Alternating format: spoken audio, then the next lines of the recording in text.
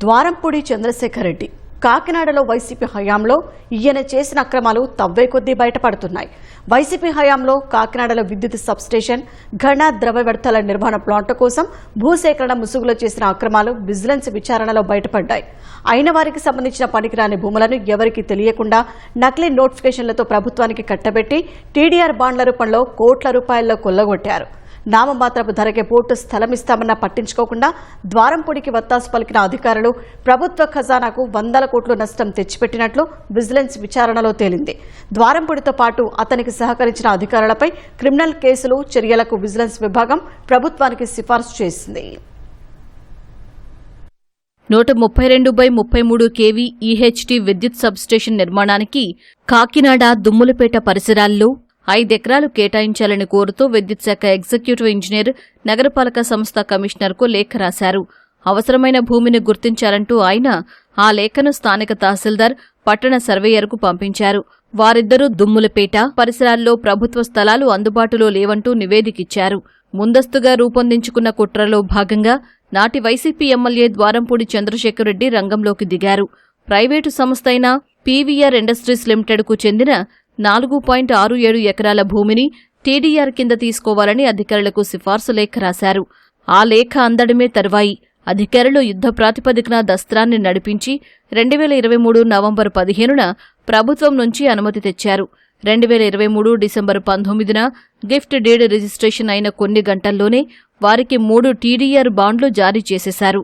ఘన ద్రవ వ్యర్థాల నిర్వహణ ప్లాంట్ ఏర్పాటుకు రమెళ్ల వెంకటరాయనం, వారి కుటుంబ సభ్యులకు చెందిన 4.66 ఎకరాలు భూమి ఇచ్చేందుకు సిద్ధంగా ఉన్నారని, దాన్ని తీసుకుని టీడీఆర్ బాండ్లు జారీ చేయాలని ద్వారంపూడి సిఫార్సు లేఖ రాయగా అధికారులు దస్త్రాన్ని నడిపించి 2024 జనవరి 24న దానికి అనుమతి తీసుకున్నారు. మరునాడే గిఫ్ట్ డీడ్ రాయించుకుని 6 టీడీఆర్ బాండ్లు జారీ చేశారు.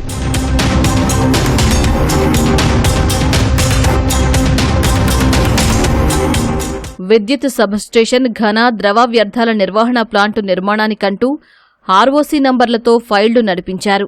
క్షేత్రస్థాయిలో పరిశీలించగా అసలు ఆ నంబర్లు ఈ భూసేకరణ ప్రక్రియకు సంబంధించినవే కావని, అవి వేరే వ్యక్తులు, సంస్థలకు సంబంధించిన సాధారణ అర్జీలని తేలింది. టీడీఆర్ జారీ ద్వారా భూసేకరణ చేస్తున్న విషయం ఎవరికీ తెలియకుండా ఉండేందుకు ఇలా చేశారని విజిలెన్స్ అధికారులు తేల్చారు. విద్యుత్ సబ్స్టేషన్ నిర్మాణానికి చదరపు గజానికి 65.98 లీజు ధరతో భూమి ఇచ్చేందుకు సిద్ధంగా ఉన్నట్లు పోర్టు అధికారి సమ్మతించినా ఆ ప్రత్యామ్నాయాన్ని అధికారులు ఉద్దేశపూర్వకంగానే పట్టించుకోలేదని నివేదికలో వెల్లడించారు. లీజుకు భూమి తీసుకుని ఉంటే ప్రభుత్వానికి 100 కోట్ల రూపాయలు ఆదా అయ్యేవని, అలా చేయకుండా ప్రైవేటు వ్యక్తులకు టీడీఆర్ బాండ్లు జారీ చేశారని పేర్కొన్నారు. తద్వారా ప్రభుత్వ ఖజానాకు భారీగా నష్టం కలిగించారని ప్రభుత్వానికి నివేదించారు. సబ్స్టేషన్ నిర్మాణానికి ప్రభుత్వ భూమి అందుబాటులో లేకపోతే ఏపీఈపీడీసీఎల్ కోసం ప్రైవేటు భూమి సేకరించి ఇవ్వాల్సిన అవసరం నగరపాలక సంస్థకు లేదు. అయినా టీడీఆర్ బాండ్ల జారీ ద్వారా భూములు తీసుకున్నారు. ఘన ద్రవ వ్యర్థాల నిర్వహణ ప్లాంట్ ఏర్పాటుకు 23 ఎకరాలు గుర్తించాలని కాకినాడ కలెక్టర్, నగరపాలక సంస్థ కమిషనర్ను 2022లోనే కోరారు. కార్పొరేషన్ అధికారులకు సదుద్దేశముంటే టీడీఆర్ ప్రక్రియను అప్పట్లోనే ప్రారంభించేవారు. కానీ అలా చేయలేదు. 23 ఎకరాల అవసరముండగా ఎమ్మెల్యే ద్వారంపూడి చెప్పిన భూ యజమానికి లబ్ధి చేకూర్చేందుకు 4.66 ఎకరాలే నకిలీ నోటిఫికేషన్తో యుద్ధ ప్రాతిపదికన సేకరించారు. టీడీఆర్ బాండ్ల జారీ ద్వారా సేకరించిన భూమి పూర్తిగా ముళ్ల పొదలతో లోతట్టు ప్రాంతంలో ఉంది. వినియోగానికి అనువుగా లేదు.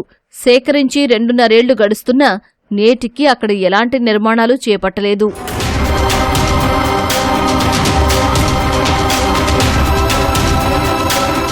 పథకం ప్రకారమే కుట్రకు పాల్పడిన మాజీ ఎమ్మెల్యే ద్వారంపూడి చంద్రశేఖర్ రెడ్డిపై క్రిమినల్ కేసు నమోదు చేయాలని విజిలెన్స్ ఎన్ఫోర్స్మెంట్ ప్రభుత్వానికి సిఫార్సు చేసింది.